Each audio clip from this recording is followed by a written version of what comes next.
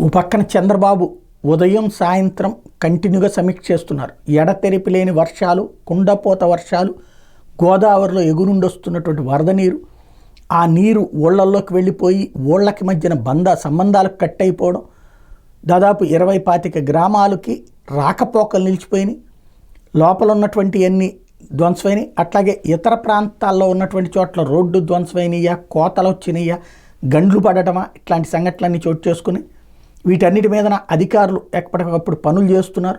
వాళ్ళతో చంద్రబాబు సమీక్షిస్తూ ఉన్నారు.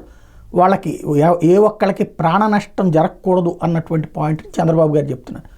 అయితే దాని మీద వైఎస్ఆర్ కాంగ్రెస్ పార్టీ సాక్షి ఆరోపణ ఏంటంటే, ఎప్పుడైనా వరద ప్రభావిత ప్రాంతాలు ఇట్లాంటి ప్రాంతాల్లో ఒక పునరావాస శిబిరం ఏర్పాటు చేయాలి, వాళ్ళందరినీ అందులో ఉంచాలి, వాళ్ళకి ఆహారం అది ఏర్పాటు చేయాలి, ఆ తర్వాత ఆ సమస్య పరిష్కారం అయ్యాక పంపించాలి. అట్లాంటిది ఏర్పాటు చేయట్లేదు అని చెప్పి సాక్షి రాసుకొచ్చింది. అది ఎంతవరకు వాస్తవం ప్రభుత్వం వివరణ ఇవ్వాల్సి ఉంది.